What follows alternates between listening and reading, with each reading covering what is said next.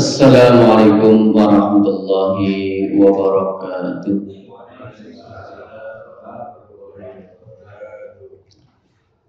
Alhamdulillah. Alhamdulillahi rabbil alamin wa bihi nasta'in ala umuri dunya waddin. Wassalatu wassalamu ala sayyidil mursalin Muhammadin wa ala alihi wa ashabihi wa man tabi'ahum bi ihsanin ila yaumiddin. Amma ba'd. Fa ya ayyuhal hadirun rahimakumullah. Bapak-bapak, ibu-ibu dan saudara-saudaraku sekalian yang dirahmati Allah Subhanahu wa taala. Alhamdulillah kita dipertemukan kembali oleh Allah Subhanahu wa taala dalam kesempatan ini untuk kita bersama-sama menunaikan kewajiban kita, yaitu kewajiban salat dan kewajiban kita dalam tafaqquh fiddin. Kita masih melanjutkan kajian kita, yaitu kajian tentang halal haram, dan dalam kesempatan kita kali ini kita akan melanjutkan tentang halal haram dalam perspektif fatwa. Dalam pertemuan sebelumnya kita membahas tentang contoh halal haram dalam perspektif fatwa, yaitu berkaitan dengan hukum alkohol. Dalam kesempatan kita kali ini kita akan membahas tentang ini berkaitan dengan bahan. Di antaranya adalah bagaimana hukum tentang kopi luwak.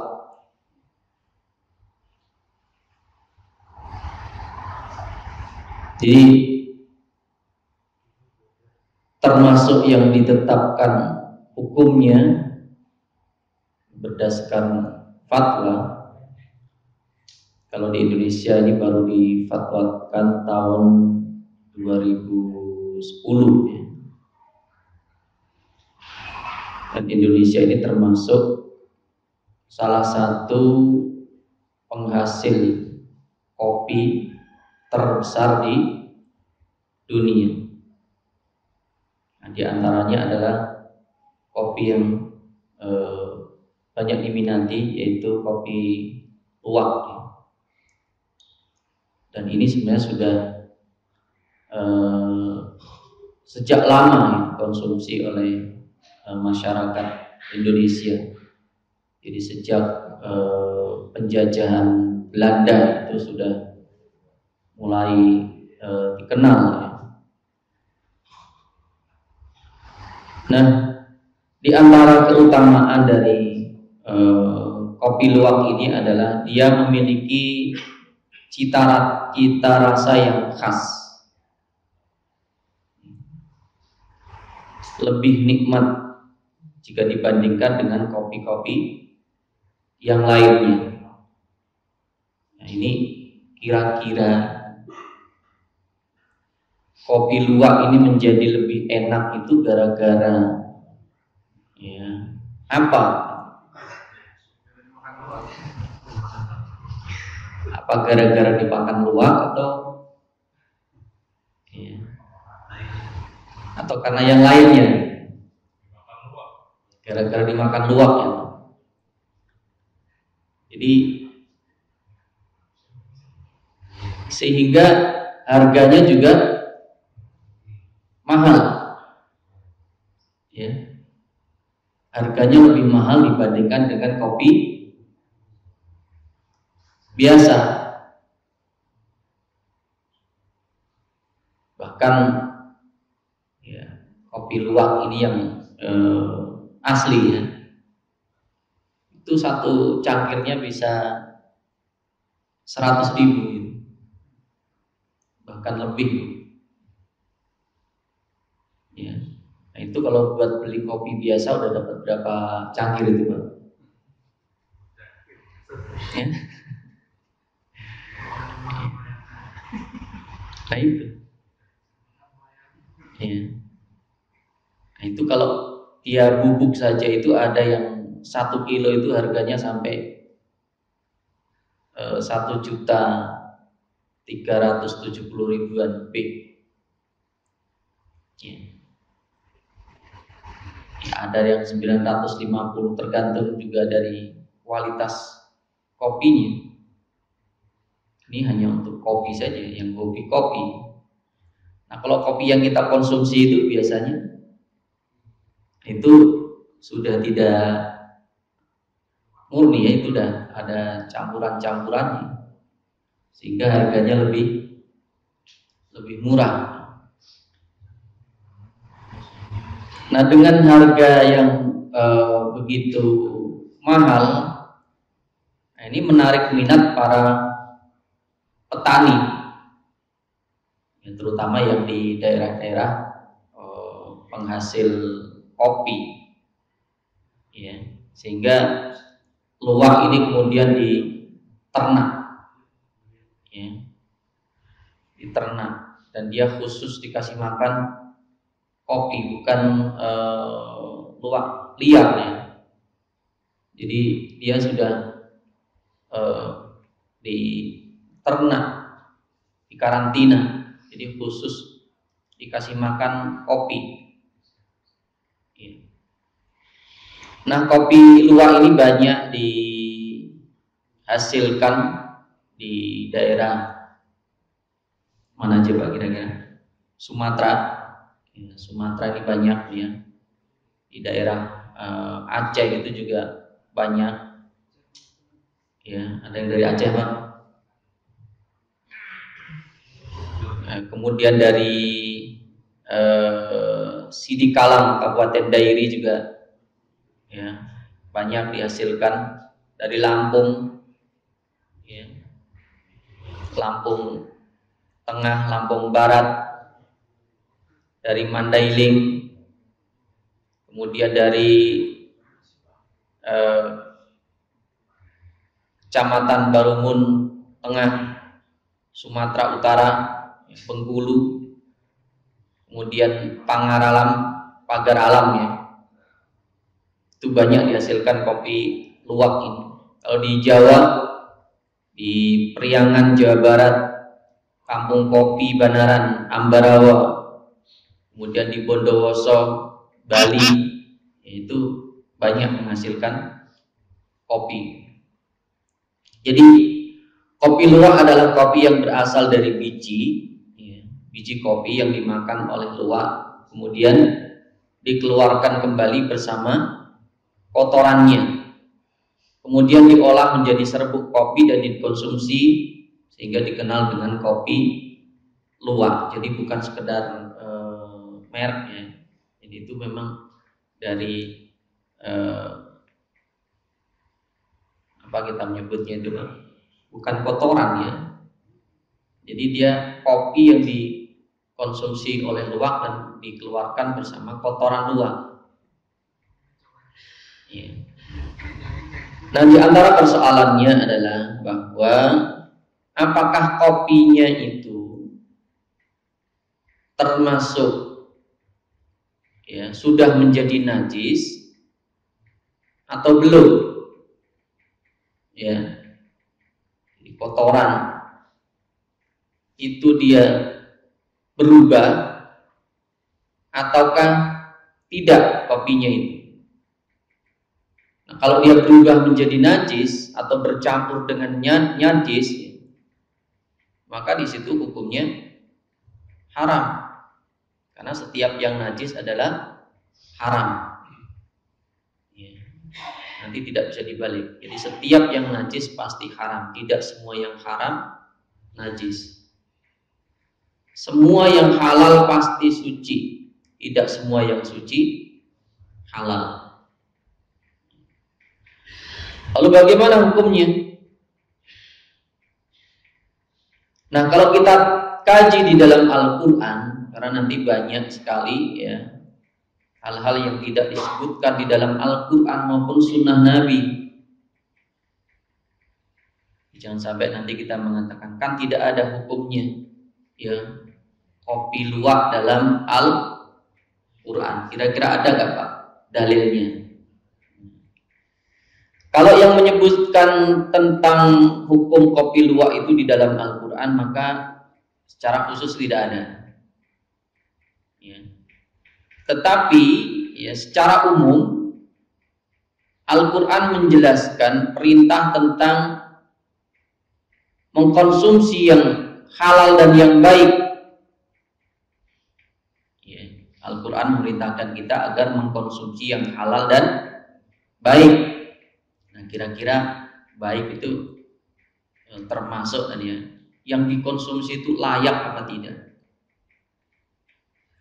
Kira-kira ya, kotoran luwak itu layak gak kita konsumsi kira-kira? Nah, Allah Subhanahu wa taala berfirman, "Ya ayyuhan nasu kulu mimma fil ardi halalan thayyiban." Wahai sekalian manusia, ya, makanlah yang halal lagi baik ya, dari apa yang ada di muka bumi. Perintahnya adalah kita disuruh makan yang halal dan yang baik. Di dalam ayat lain Allah Subhanahu wa taala berfirman, "Wa yas'alunaka madza uhilla lahum qul uhilla lahum at-thayyibat qul uhilla lakumut thayyibat." Mereka bertanya kepada Muhammad tentang apa yang dihalalkan bagi mereka. Maka jawablah, katakanlah, uhilla lakumut thayyibat, ya, telah dihalalkan bagi kalian at-thayyibat, yaitu yang baik, yang baik-baik saja. Ya, thayyib bisa juga maknanya adalah yang layak. Ya, kira-kira itu layak Pak dikonsumsi atau tidak itu kira-kira. Juga disebutkan Allah menghalalkan yang baik dan mengharamkan yang buruk. Itu kalau sekilas kira-kira kotoran luwak itu baik atau buruk Pak? Iya. Sudah bercampur dengan kotoran. Nah, yang dimaksud baik dan buruk di situ mencakup 3 pemahaman. Karena ini sering disebutkan di dalam Al-Quran. Baik cara memperolehnya, ya, itu caranya adalah cara yang baik. Jadi termasuk halal nanti adalah cara memperolehnya. Baik di situ juga adalah berkaitan dengan substansinya, zatnya, bendanya, materinya. Juga berkaitan dengan pengaruhnya. Jadi caranya, bendanya, pengaruhnya. Nah, kalau pengaruh itu termasuk apakah itu membahayakan atau tidak? Itu kira-kira beracun apa tidak? Ya. Atau kalau baik itu dia bermanfaat apa tidak? Jadi pertimbangan itu baik atau buruk. Jadi kalau thayyib baik itu berarti boleh, tapi kalau buruk, nah ini termasuk yang diharamkan. Jadi secara khusus Allah tidak menyebutkan keharaman kopi luwak dalam Al-Quran, tetapi hanya menjelaskan kriteria halal dan haram, yaitu baik atau buruk. Allah menghalalkan yang baik, Allah mengharamkan yang buruk. Lalu bagaimana di dalam hadis? Ya, kalau di dalam hadis kira-kira ada nggak kopi luwak? Di Arab itu ada nggak kopi luwak? Ya, mungkin yang pernah naik haji, pernah nggak di sana ketemu kopi luwak?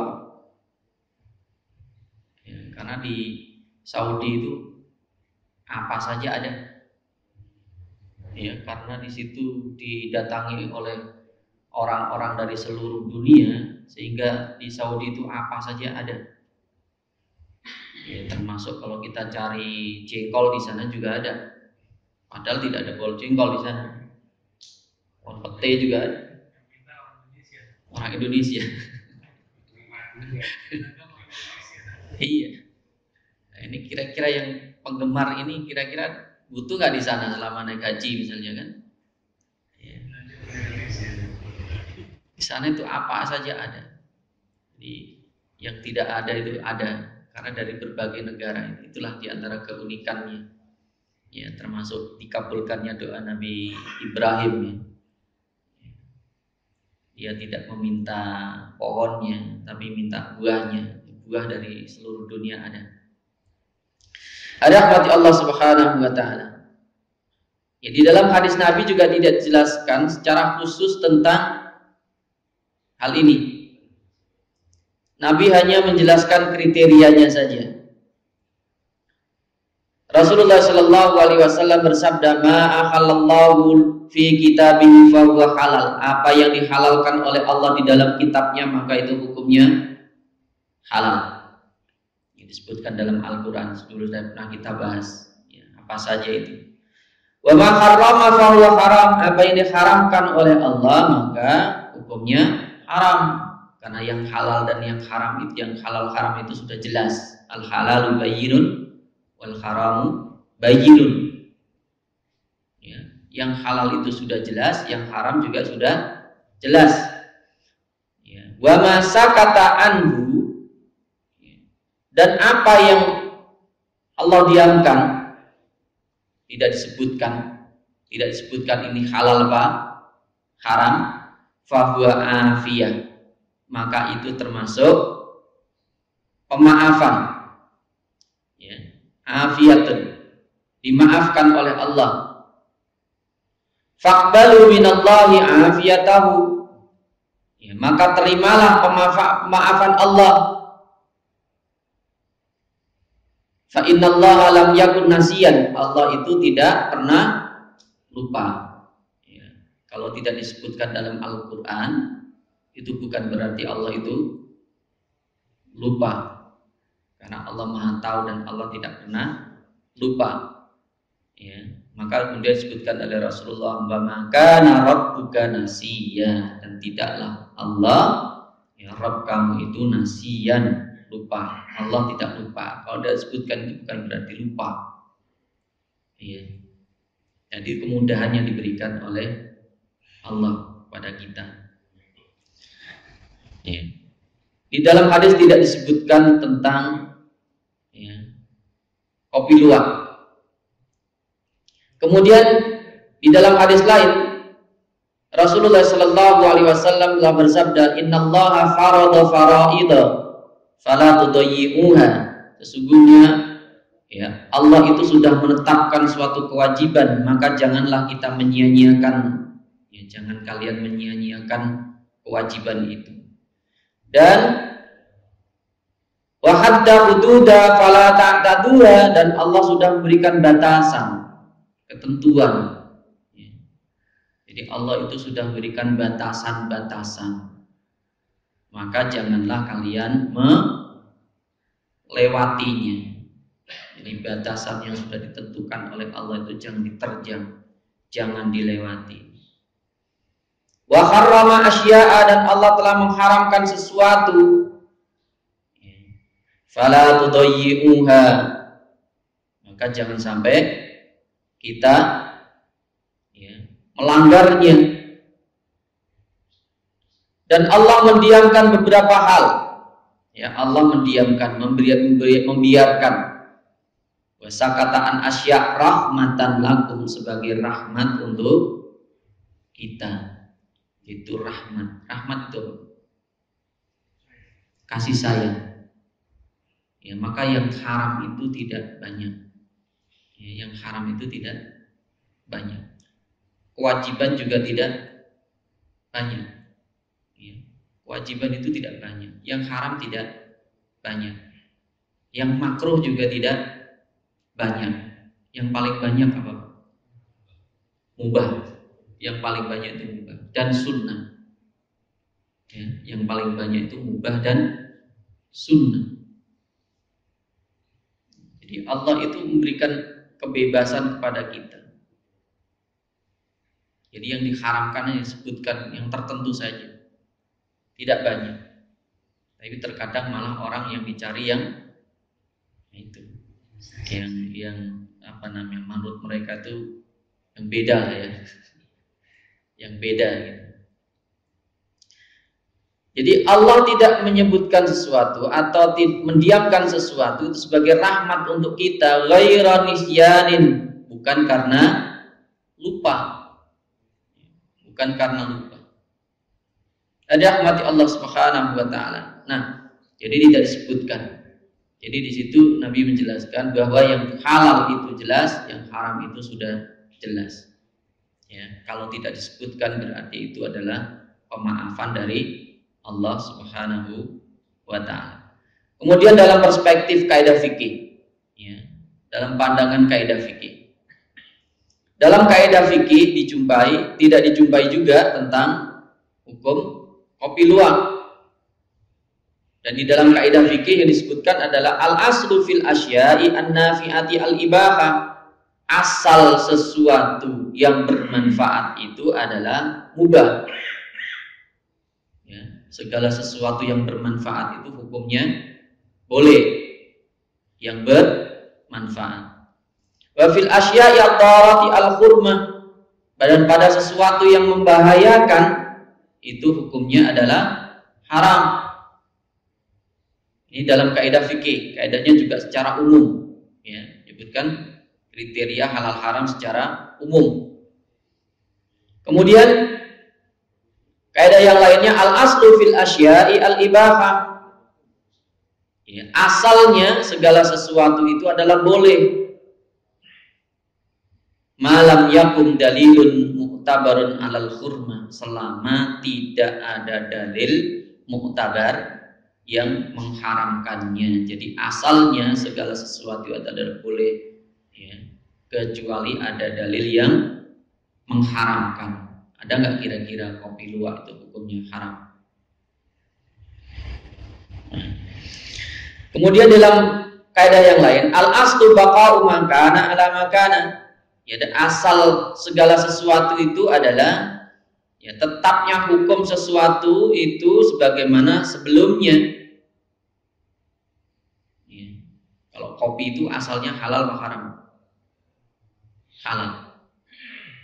Ya, itu nanti jadi halal haram itu terkadang ada yang dia mengalami perubahan.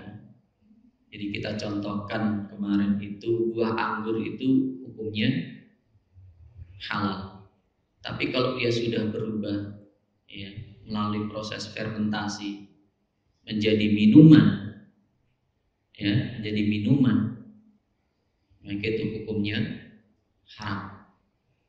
Ketika nanti dia berubah lagi menjadi cuka, hukumnya halal. Maka di situ nanti ada illatul hukum, ya, alasan kenapa, ya, sesuatu yang awalnya halal menjadi haram, dari yang haram menjadi halal kembali. Karena di situ ada perubahan wujud, ya, terutama nanti, ya, perubahan yang kita sebut dengan perubahan kimiawi. Jadi perubahan kimia itu termasuk, ya, atau kita sebutnya itu istikhalah kalau dalam bahasa Arabnya itu istikhalah. Ya, perubahan kimia itu bisa menyebabkan perubahan hukum, ya, bisa menyebabkan perubahan hukum. Di antaranya adalah kenapa khamr itu diharamkan, yang awalnya halal kemudian menjadi haram. Karena kalau selama dia masih menjadi buah anggur, itu dia bermanfaat, ya, tidak membahayakan. Tapi kalau sudah berubah menjadi, ya, anggur yang jadi minuman itu, nah itu sudah membahayakan, termasuk merusak akal. Ketika berubah lagi menjadi cuka, itu sudah tidak membahayakan lagi. Ada rahmati Allah Subhanahu wa ta'ala. Nah, bagaimana pandangan para ulama? Jadi dalil Al-Quran tidak ada dalil secara khusus, dalam hadis juga tidak ada dalil secara khusus, dalam kaidah fikih juga tidak ada dalil secara khusus. Bagaimana pandangan para ulama? Para ulama klasik tidak menjelaskan secara khusus juga mengenai hukum kopi luwak, karena di daerah-daerah Arab ini kan tidak banyak ya tanaman kopi. Kopi itu biasanya tumbuh di daerah mana? Pegunungan ya, daerah pegunungan, daerah dingin juga, pegunungan dan dingin. Ya, kalau di Arab kan ya jarang ya, mereka tidak punya hutan seperti kita. Sehingga tidak cocok kalau di sana, tidak tumbuh. Jadi daerah-daerah yang banyak hutannya, banyak pegunungan kayak kita di Indonesia, Thailand, mana gitu, ya, Malaysia, daerah-daerah cocok untuk kopi ini. Dari rahmati Allah Subhanahu wa Ta'ala, ya, tidak dijumpai para ulama itu menjelaskan secara khusus tentang kopi luwak ini. Namun beberapa di antara ulama itu menjelaskan tentang hukum biji-bijian yang telah dimakan oleh hewan. Ya, biji-bijian yang dimakan oleh hewan. Nah, misalnya apa? Ada misalnya buah cabai yang dimakan oleh hewan. Jadi keluar bersama kotoran, tapi kotoran itu kemudian tumbuh menjadi cabai, itu boleh nggak dia? Ya, pernah lihat begitu Pak? Ya, ada, biasanya seperti itu. Pohon ceri Pak, bisa saja karena dia makan itu, kemudian dia keluar lagi dan bisa ditanam. Nah, para ulama, ya, ada beberapa ulama menyebutkan tentang hukum biji-bijian yang telah dimakan hewan kemudian keluar bersama kotorannya, ya, seperti tadi luwak itu makan biji-bijian kemudian keluar lagi bersama kotorannya.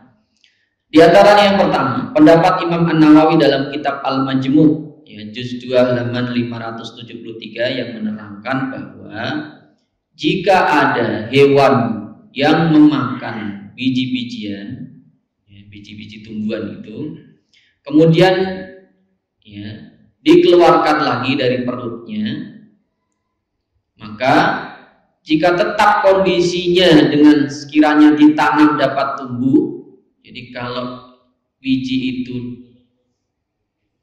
ditanam itu bisa tumbuh, itu berarti biji itu tidak mengalami perubahan atau tidak rusak. Sebab kalau dia sudah tercerna atau terfermentasi, itu dia tidak bisa tumbuh. Nah, hukumnya yang seperti itu dianggap suci, ya. Itu pendapat Imam Nawawi dalam kitab Al-Majmu'.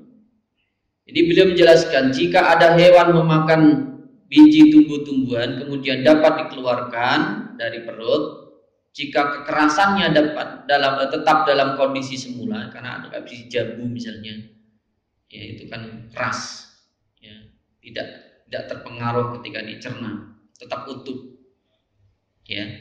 Dengan sekiranya ditanam dapat tumbuh maka tetap suci benda itu, ya. Akan tetapi harus disucikan bagian luarnya karena terkena najis. Jadi dalamnya, di dalam biji itu hukumnya masih suci, tapi luarnya karena sudah bersentuhan dengan najis, hukumnya mutanajis, bukan najis, tapi mutanajis, yaitu benda yang terkena najis. Itu bisa suci kalau dicuci, ya. Ini pendapat Imam Nawawi dalam kitab Al-Majmu'. Kemudian pendapat dalam kitab Nihayatul Muhtaj disebutkan, jika biji tersebut kembali dalam kondisi semula, sekiranya bisa ditanam dan tumbuh, maka statusnya benda itu adalah mutanajis, bukan najis, ya. mutanajis. Ini dalam kitab Nihayatul Muhtaj. Nah, sebagaimana barang yang terkena kotoran lainnya, ini dikiaskan itu dianalogikan, disamakan gitu ya. Disamakan. Ya. Misalnya ada hewan menelan telur, kemudian dikeluarkan dan telurnya itu masih utuh. Ya, masih utuh, tidak pecah. Ya. Dan itu kalau ditetaskan masih bisa menetas, maka hukumnya itu mutanajis, bukan najis. Ya, hukumnya mutanajis. Jadi isi telur itu, ya, itu hukumnya suci dalamnya. Kulitnya yang terkena najis namanya mutanajis. Nah, pendapat yang ketiga dalam kitab Hasyiyah I'anatut Thalibin Syarah Fathul Mu'in karya Al-Allamah Abu Bakar Utsman bin Muhammad Syata' Ad-Dimyati juz 1 halaman 82, beliau menjelaskan, jika ada hewan memuntahkan biji tumbuhan atau mengeluarkan biji tumbuhan itu melalui kotorannya, jika biji tersebut keras, maksudnya adalah masih utuh, dan bila ditanam dapat tumbuh, maka statusnya biji itu adalah mutanajis. Mutanajis. Jadi ini beberapa pendapat yang disebutkan oleh para ulama. Jadi para ulama sudah memberikan batasan tadi. Jadi kalau ada hewan yang memakan biji-bijian, kemudian biji-bijian itu keluar lagi dalam keadaan utuh, jadi kalau seandainya ditanam itu masih bisa tumbuh, itu hukumnya dia suci, bagian dalamnya. Bagian luarnya hukumnya mutanajis, bisa disucikan dengan dicuci. Nah, berdasarkan itu maka kemudian bagaimana kopi luwak itu dalam perspektif ilmu pengetahuan atau sains? Ini perlu kita kaji. Kalau para ulama dulu kan mengkajinya tidak sampai terlalu mendalam. Ini pentingnya nanti peranan sains, ilmu pengetahuan itu dalam menetapkan hukum. Jadi hukum itu tidak hanya ditetapkan berdasarkan pertimbangan hukum syariat saja, tapi diperlukan juga jadi memperkuat ilmu pengetahuan umum atau sains ini memperkuat kajian secara syariah, terutama ketika itu tidak ada dalilnya, baik Al-Quran maupun hadis. Maka ini perlu penelitian ilmiah ini sebagai penguatnya. Nah, MUI pada tahun 2010 pernah mengirimkan timnya yang diambil dari LPPOM, lembaga yang dimiliki oleh MUI yang mereka terdiri dari para ilmuwan. Jadi LPPOM ini dikhususkan terdiri para ilmuwan dari berbagai bidang yang kemudian dikirim oleh MUI untuk melakukan penelitian tentang biji kopi luwak. Jadi ini pentingnya kalau sebelum menetapkan fatwa itu kita harus tahu betul objek yang akan kita fatwakan itu. Ini biar tidak sampai terjadi kekeliruan dalam mengeluarkan fatwa atau hukum. Jadi hukum itu tidak boleh dibuat asal-asalan. Jadi harus betul-betul. Nah, kemudian dilakukanlah penelitian mulai dari proses ternak musangnya itu, luwaknya itu. Kemudian ketika dia diberi makan biji-bijian sampai bijian itu keluar lagi bersama kotorannya.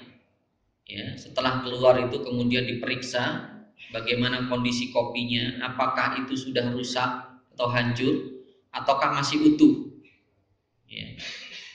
Kalau sudah hancur atau rusak, maka itu berarti sudah menjadi najis.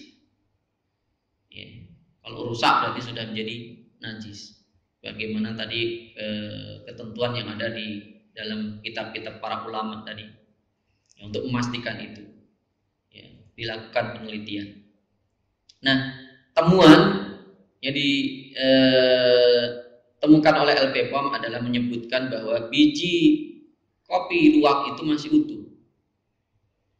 Jadi yang rusak itu hanya kulitnya. Jadi kulit kopi itu ada beberapa lapisan.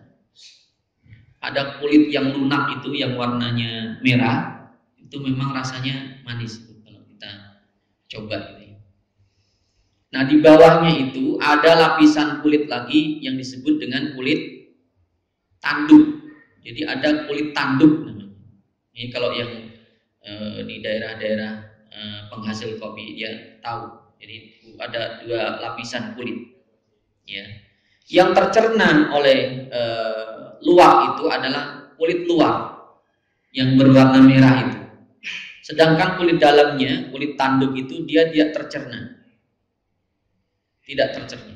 Dan itu keras, memang keras. Ya, kulit tanduk itu keras di situ. Ya.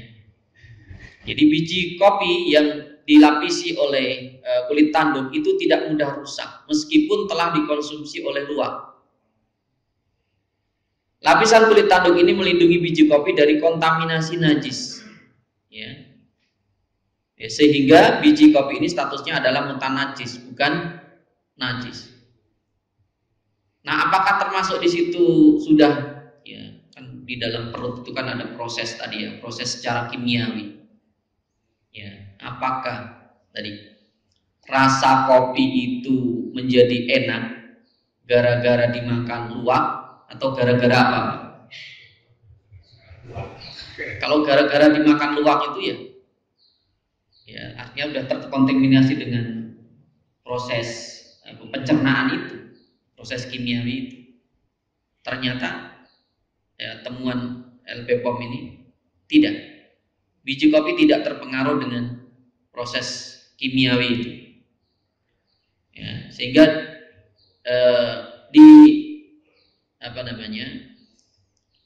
jadi kopi luwak itu rasanya lebih nikmat dibandingkan dengan kopi-kopi yang lain karena luwak itu punya keunikan dia.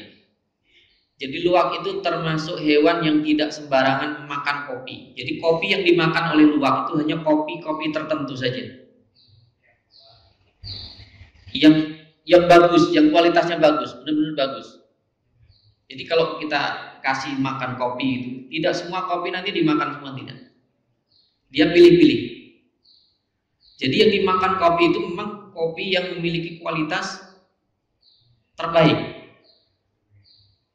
Jadi bukan kita yang menyeleksinya, tapi luwak itu dia punya indera penciuman ya Pak ya.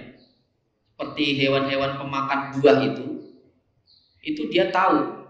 Ya, kadang manusia tidak tahu mana yang enak, hewan itu tahu dia. Ya, kayak kalong atau kelelawar itu dia di mana ada buah yang sudah matang dia tahu. Kadang manusia nggak tahu, taunya itu udah. Ya, dia udah, karena itu makanannya dia. Jadi tidak semua kopi yang dikasihkan itu dimakan, tidak. Jadi pilih-pilih, yang dipilih itu betul-betul yang terbaik. Jadi situ. Jadi memang kopi yang dimakan oleh luwak itu adalah kopi-kopi yang memiliki kualitas yang terbaik, sehingga ya begitu dia diolah rasanya memang yang terbaik dibandingkan dengan kopi-kopi yang lainnya. Itu diantara yang dikatakan oleh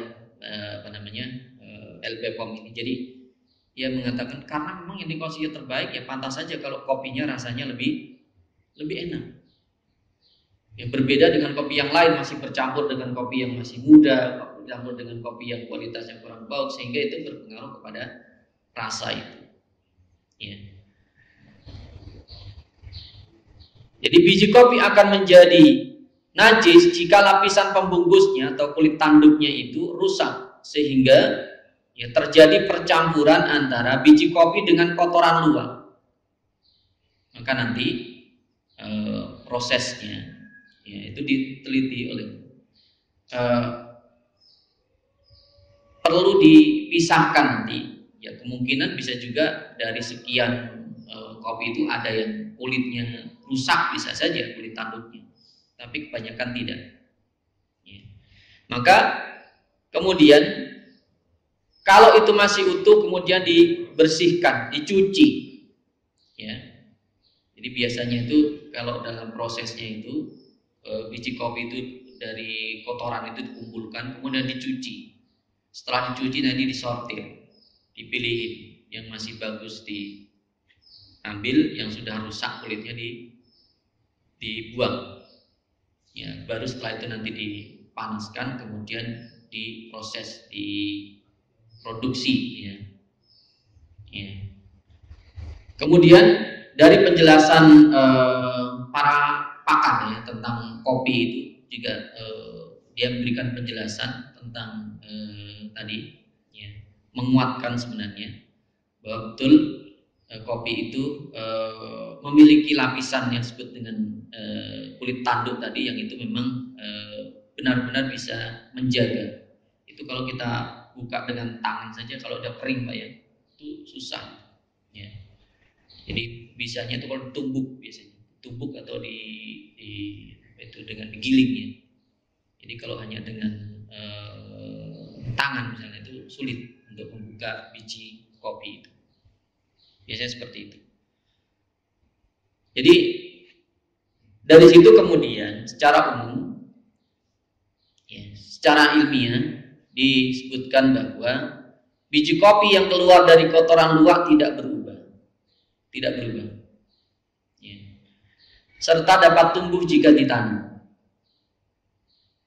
Ketika ditanam bisa tumbuh. Maka dari itu kemudian ditentukanlah hukumnya tadi. Ya, ditentukanlah hukumnya. Yang pertama bahwa kopi yang dikonsumsi oleh luwak itu hukumnya yang luarnya, bagian luarnya itu adalah mutanajis. Sementara biji kopinya hukumnya adalah suci. Karena mutanajis maka dia harus dicuci. Ya, dicucinya juga tidak boleh nanti ada cara pencucian najis gitu ya. Jadi harus bukan ember misalnya cara mencuci mutanajis itu. Jadi ada caranya. Jangan sampai nanti air dimasukin kopi yang terkena najis itu. Ya. Jadi caranya adalah kopinya disiram dengan air. Gitu ya, kotorannya itu dicuci artinya dengan menggunakan pancuran gitu ya, boleh disiram atau dengan pancuran. Tidak boleh kopinya di dalam ember kemudian disiram. Ya apa namanya? Airnya di dalam ember kemudian dimasukin. Jadi harus air mengalir ya. Harus air mengalir. Itu cara membersihkan najis. Dan ini umum ya, tidak hanya untuk biji kopi tadi, termasuk kalau kita mencuci. Kalau kita mencuci itu harus pakaian dulu baru air. Ya. Ini dalam fikih Syafi'i gitu ya. Jadi air mendatangi najis, bukan najis mendatangi air. Ya, kan kalau kita mencuci di rumah, ya termasuk itu di mesin cuci, di mesin cuci boleh-boleh saja. Tapi caranya tadi pakaiannya dulu, ya, kemudian dikasih air. Pakaian dimasukin dalam mesin cuci baru dihidupkan airnya, itu sudah membersihkan airnya, membersihkan najis, baru nanti dikasih sabun. Itu cara mencuci yang betul. Kalau tidak nanti justru malah airnya yang terkena najis, namanya mutanajis. Jadi, gitu. Karena mutanajis maka biji kopi luwak itu hukumnya halal setelah dicuci. Ya, dengan demikian mengkonsumsi kopi luwak ya setelah melalui proses tadi dicuci dengan bersih ya, maka itu hukumnya boleh ya, itu. Jadi ini yang ditetapkan oleh para ulama berkaitan dengan hukum kopi luwak. Jadi karena itu banyak ya orang yang bertanya itu bagaimana itu hukumnya. Ada rahmati Allah Subhanahu wa taala. Mungkin itu yang saya kita sampaikan. Silakan kalau sampaikan. Ya.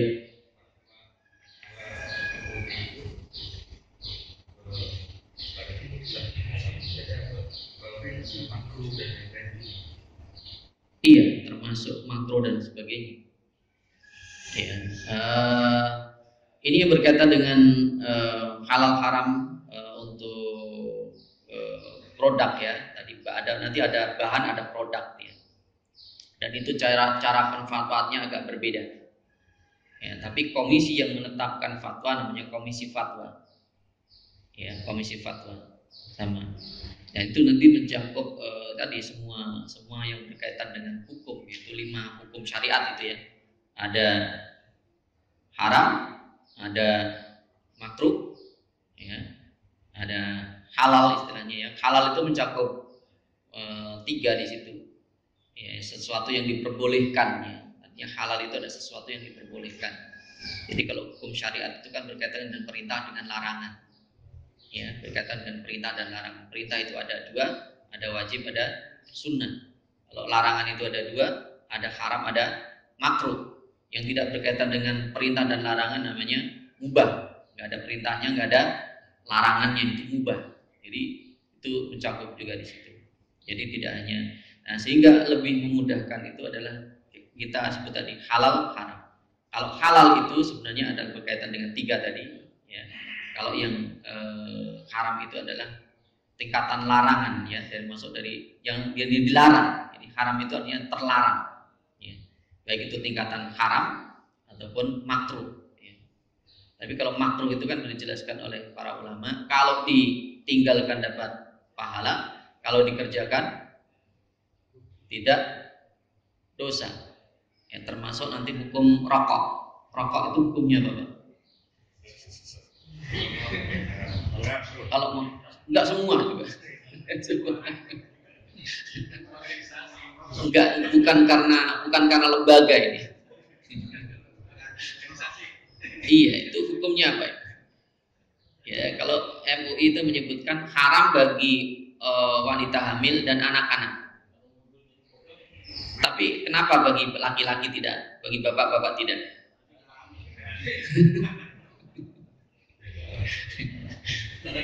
Jadi hanya mengatakan makruh saja.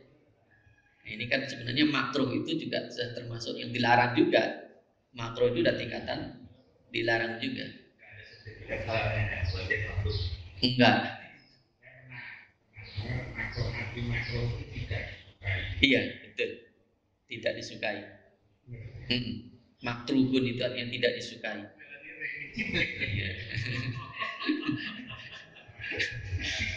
Karena betul itu ya.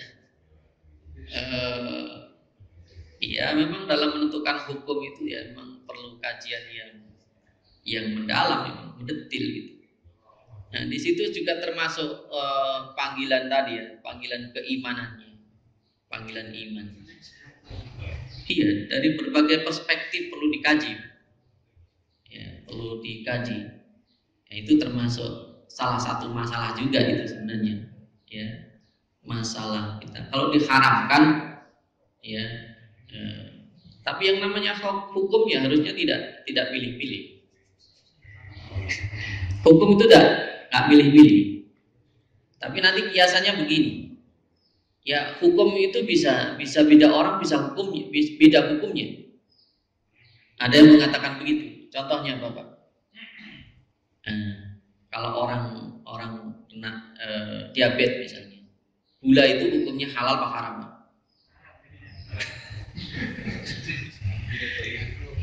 Bagi yang lain, iya, nggak bahaya bagi yang lain. Bagi dia berbahaya. Itu tapi secara asalnya gula itu ya halal.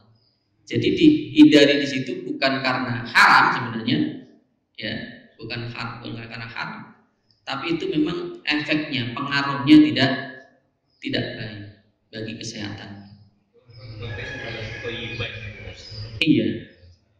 Iya. Tadi ini bahaya apa tidak? Maka tadi, ya, baik itu cara memperolehnya, zatnya, bendanya itu baik atau enggak, kemudian pengaruhnya, ya, itu termasuk toyib kan itu gula itu. Tapi karena bagi orang yang punya penyakit itu dan itu bisa membahayakan, ya bagi dia harus dijauhi. Yang membahayakan diri kita, apapun yang membahayakan diri kita, itu harus kita hindari, kan gitu. Kenapa Pak? Ya, termasuk tadi rokok katanya. Nah itu kan bagi yang lain bahaya, bagi saya enggak. Bagi saya tidak. Itu bagaimana? Dan ini ya itu yang namanya ikhtilaf itu ya sampai kapan pun masih terjadi perbedaan. Tidak bisa kita putuskan. Tergantung kita mau milih yang mana kan gitu. Ya. Al-khuruj minal khilaf. Ya. Ya tadi paling tidak, kalaupun tidak haram, minimal makruh. Iya. Ya, kalau nanti ada namanya, maka tingkatan orang beriman itu kan beda-beda nanti. Ada namanya khawasul khawas. Tingkatan yang tertinggi itu namanya orang-orang spesial. Ya. Spesialnya spesial. Itu tidak hanya yang ditinggal itu yang haram saja. Bukan hanya makruh saja, bahkan mubah juga bagi mereka. Ya, mubah saja kalau terlalu banyak haram. Nah, contoh nih, banyak makan, kekenyangan. Nah, jadi ya mubah yang berlebihan itu juga bisa jadi haram karena berlebihan. Sesuatu yang berlebihan itu tidak diperbolehkan, kan gitu. Ya. Jadi itu apa namanya? Tapi misalnya gitu ya, terjadi bahaya dan dari situ, nah itu yang kita harus hati-hati. Ternyata kita menganggap yakin bahwa kita itu sehat, tapi gara-gara mengkonsumsi itu, ya kita jadi sakit. Misalnya meninggal dunia gara-gara itu, nah itu kita tanggung jawab di hadapan Allah. Karena kita termasuk merusak diri kita sendiri. Itu jangan sampai itu terjadi. Ya, maka sebelum sampai itu terjadi, ya kita harus hati-hati saja. Hati-hati. Ya, harus benar-benar kita pastikan, ya. Harus benar-benar kita pastikan kita ini sehat, benar-benar sehat kan itu. Ya, kalau benar-benar kena itu kan, ya tadi. Ya, bagi yang lain saya bisa saja sakit, bagi saya enggak baik-baik aja itu. Ya, maka harus kita hati-hati dan. Jadi rahmati Allah Subhanahu wa taala. Silakan ada yang lain? Ya, Pak. Sertifikat halal tadi itu apakah dalam periode waktu tertentu ada dikaji ulang? Karena kan mungkin bisa jadi dalam proses penjelasannya itu si pelakunya mungkin hilaf atau mungkin dia memang nakal gitu ya. Iya. Mungkin juga bisa jadi ada perubahan-perubahan yang terjadi dalam prosesnya. Iya, betul. Maka dari itu aslinya dulu kalau di MUI itu aturannya dulu per 2 tahun sekali itu sudah harus resertifikasi 2 tahun. Kalau sekarang ditangani oleh BPJBH itu per 4 tahun. Per 4 tahun. Kenapa dulu MUI membuat ketentuan 2 tahun? Karena berdasarkan pengalaman yang dijumpai di lapangan, selama 2 tahun itu banyak terjadi perubahan. Perubahan kalau itu di perusahaan bisa saja karyawannya ganti, ya kan? Sementara yang ganti ini belum memiliki pemahaman yang seperti sebelumnya. Sudah di training, sudah diberikan pelatihan tentang produk halal. Ini yang masuk belum tentu ngerti dia. Maka untuk produk halal itu dia memang harus benar-benar belajar, Pak. Kalau dia hanya kira-kira, nggak bisa. Dia harus benar-benar tahu, baru dipraktekkan. Maka harus training dulu, harus ada pelatihan dulu. Ya, sebab itu kebanyakan kita itu ya itu terlalu percaya, tapi ternyata dalam prakteknya seperti yang kita sebutkan sebelumnya, kita itu terlalu percaya misalnya tentang daging ayam yang dijual itu. Ternyata yang nyembelih itu asal-asalan. Ya, termasuk produk itu juga. Jadi bisa saja selama 2 tahun itu terjadi perubahan orangnya, ya, tenaga kerjanya. Di situ yang perlu diperbaiki. Kemudian bisa juga terjadi perubahan bahan yang digunakan, ya, atau ada penambahan bahan yang itu perlu tadi betul tadi. Bisa saja terjadi itu perubahan. Maka MUI dulu itu dibatasi 2 tahun. Setiap 2 tahun nanti dikaji ulang lagi, gitu. Ya. Tapi karena sekarang ditangani oleh BPJPH itu 4 tahun. Ya, 4 tahun. Nah, itu betul-betul harus nanti dia mengontrolnya itu melalui SJPH namanya, sistem jaminan halal. Itu nanti perusahaan itu dia harus punya namanya penyelia halal atau auditor internal. Tugas auditor internal itu adalah dia memastikan bahwa dalam produksi itu tidak terjadi kontaminasi atau persimpungan antara bahan yang halal dengan bahan yang antara yang halal dengan yang haram, tidak terjadi persinggungan. Ya. Itu maka di situ nanti harus ada namanya tim manajemen halal di dalam perusahaan itu. Dan itu sekarang juga diterapkan semua dalam perusahaan-perusahaan besar itu wajib, karena itu yang mengontrol kehalalan produk. Ya, itu tim manajemen halalnya itu. Mulai dari bahan, mulai dari cara pengolahan, mulai dari alat pengolahannya, itu dia harus tahu. Kalau nanti itu ada penggantian dan itu tidak pernah mengikuti pelatihan, bisa saja yang digunakan alatnya adalah alat yang najis. Yang kita contohkan kuas, itu bisa saja terjadi. Ya. Maka di situ harus benar-benar dikaji ulang. Ya. Jadi ada kontinuitas di situ. Nanti kalau dia misalnya kok ditemukan ada perubahan, ada penggantian personil, itu nanti juga bisa mengurangi dari keputusan MUI, gitu ya. Jadi bisa saja awalnya nanti karena dia tidak memenuhi kriteria atau ketentuan sistem jaminan halal, maka bisa saja itu dicabut. Ya. Jadi itu ada sistemnya, dia sudah punya sistem kontrolnya juga. Jadi ada persyaratan-persyaratan yang harus terlampir. Selain terlampir juga memang berdasar tadi. Makanya auditornya nanti ada auditor internal, ada auditor eksternal. Internal itu tadi ya tim manajemen halal dalam perusahaan itu, yang eksternal nanti dari MUI. Kalau sekarang dari BPJPH, yaitu LPH, namanya lembaga pemeriksa halal. Jadi itu double ininya auditornya. Ya, ada internal, ada eksternal. Nanti yang tanggung jawab internal itu adalah perusahaan itu. Jadi kalau di situ dia sudah ada namanya tim auditor internalnya, ternyata dia bohong dengan produknya, itu yang tanggung jawab adalah perusahaannya. Kita sebagai konsumen terlepas. Ya. Jadi paling tidak kita itu terlepas dari dosa kalau kita misalnya mengkonsumsi produk yang sudah ada label halalnya itu. Kita sudah terlepas dari dosa. Yang dosa bukan kita tapi produsennya, karena dia mengatakan itu halal tapi ternyata misalnya, jadi kita tidak perlu khawatir. Jadi kalaupun ada manipulasi, penipuan, yang dosa dia bukan kita aman secara hukum.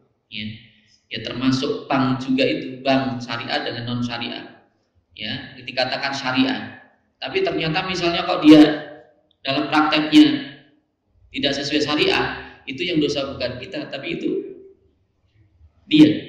Nah gitu ya, karena dia sudah melabeli syariah, tapi ternyata misalnya, ya bisa saja namanya manusia, gitu ya. Tapi yang dosa bukan kita, tapi sudah ditanggung oleh dia, gitu ya. Oke, tadi ada? Oh iya. Iya, kalau dalam Islam itu kan memang gini ya, ada setelah makan sesuatu yang baunya menyengat, itu hukumnya makruh. Ya, makruh. Maka kalau kita sholat itu sebaiknya dianjurkan sikat gigi, siwak. Jadi kalau habis makan sesuatu yang baunya itu menyengat, makan bawang merah, bawang putih, termasuk tadi petai, jengkol, sebelum sholat siwakan. Ya, kenapa? Biar tidak mengganggu orang yang ada di sekitarnya. Jadi makruh itu kan yang tidak disukai. Biasa saja di situ ada orang yang tidak suka dengan bau itu, sehingga kiri kanannya ini nggak khusyuk sholatnya. Ya, jadi itu hukumnya makruh ya, hukumnya makruh. Enggak, tidak demikian. Baunya yang ini aja, enggak itu sampai sekarang. Karena tidak mengandung bahaya, tidak. Bahkan dalam penelitian itu ada yang malah justru itu bagus untuk pete itu, malah kadang ada yang bagus untuk apa itu katanya. Ada bagus untuk kesehatan malah katanya. Ya nggak apa-apa kan kita mengambil manfaat. Cuman memang baunya, ya. Iya baunya karena karena baunya bukan rasanya. Ya. Kalau rasanya enak loh, Pak.